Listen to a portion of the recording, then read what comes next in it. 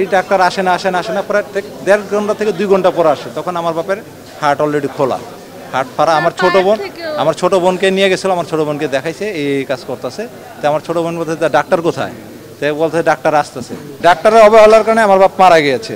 Doctor আমার ছোট বোনটাকে কনভিন্স করার চেষ্টা করেছে। ডাক্তার যে রুম ওইখানে বলো যে তুমি এখানে বসো, তো আমি তো এখানে বসে অনেক কান্নাকাটি করতেছি। পরে বলে দেখো যা হওয়ার হয়েছে হাত আল্লাহর কাছে, তুমি জিজ্ঞাসা তোমরা কয় ভাই বোন, তো আমি বললাম যে আমরা এই কয় ভাই বোন। পরে বলতে আছে আচ্ছা ঠিক আছে, তুমি যেহেতু পড়াশোনা করতেছো, মাত্র শুরু করছো, তাহলে তোমার পড়াশোনার খরচ বাবদ যা লাগে আমি তোমারে দিব, যেহেতু তোমার বাবা নাই এখন তা দিব। এই করে বলে পরে আমি না স্যার আমার ওইটা দরকার নেই, আমার আব্বা মঞ্জুরুল আলম স্যার আমাকে আর কি আমার পড়ালেখার খরচ 5 বছর পড়ালেখা শেষে গ্রিন লাইফ উনি আমার জব দিয়ে দিবে, এটা স্যার আমার অফার করছে। এবং স্যার যখন বেরোলো দ্বিতীয়বার ওনার যে অ্যাসিস্ট্যান্ট জুয়েল, ওই জুয়েলের কাছে নাকি অন্য একটা স্যার আবার 5000 টাকা দিচ্ছে, যেটা পেশেন্টদের দিও গাড়ি অ্যাম্বুলেন্স ভাড়াটা এগুলো দিতে। ওই জুয়েল ভাই আমার সাথে পরে আমি বললাম আমার আব্বা এই বাচ্চা না, আমি টাকা দিয়ে কি করবো, আমার টাকা দরকার নাই। ঠিক আছে, আমার কথা হইছে যে তারা এই যে মনে করে আমার খালু হয়, ঠিক আছে, আমার কথা হইছে যে ওনারা এই যে অপারেশন রুমে ঢুকানোর পরে অপারেশন সাকসেস বলার 15 থেকে 20 মিনিট পরে ওনারা বুক খোলা অবস্থা কিভাবে সাকসেস বলল, এবং অপারেশনের সময় একজন ডাক্তার, যে বড় ডাক্তার যে প্রফেসর থাকে, উনি কেন ছিল না, এটা হলো কথা। এবং ওনার যে অ্যাসিস্ট্যান্ট দিয়ে কেন কাজ করাইলো।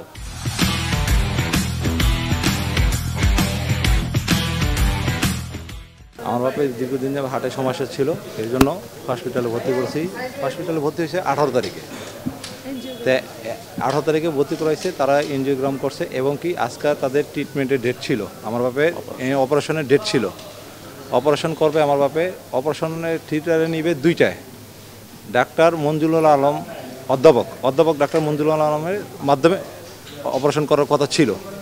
তো উনি আসে নাই। যখন আমার বাবাকে অপারেশন থিয়েটারে নিয়ে গেল, তার অ্যাসিস্ট্যান্ট এবং তার মেডিকেল আরও যারা ছিল তাদের মাধ্যমে তারা অপারেশন কাজ চালাইছে।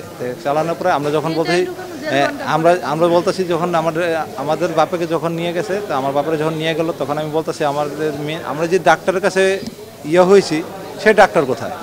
তারা ওই ডাক্তার আসে না প্রায় 1.5 ঘন্টা থেকে 2 ঘন্টা পর আসে। তখন আমার বাপের হার্ট অলরেডি খোলা, হার্ট ফাড়া। আমার ছোট বোনকে নিয়ে গেছিলো, আমার ছোট বোনকে দেখাইছে এই কাজ করতেছে। তো আমার ছোট বোন বলতে ডাক্তার কোথায়, তাই বলতে ডাক্তার আসতেছে। তো আমার ছোট বোন বলতেছে বারবার প্রশ্ন করতেছে ডাক্তার কোথায়, ডাক্তার আসতেছে। তো ডাক্তার কি যে স্যার তো মানে মেন হার্টে করবে, আমরা সব ব্রেন কাইটা রেডি রাখবো, স্যার আসে কাজ করবে। ওনারা আমার বাবার বুক ফারছে, দুই পায়ের থেকে রক কাটা হয়ে গেছে ওনাদের, কিন্তু সার্জন তখনও আসে নাই। আমি যখন জিজ্ঞেস করতেছি তখন আমার ওনারা তারপর 1.5 থেকে 2 ঘন্টা পর আসার পরে স্যার আমার বোনকে যায় অপারেশন। তখন আমার বাপের হার্ট অলরেডি খোলা। তখন তারা আমাকে জানায় আমার বাপের অপারেশন সাকসেসফুল। আমার বাপের টোটাল অপারেশন সাকসেসফুল হয় নাই, কমপ্লিট হয় নাই। এটা আপনার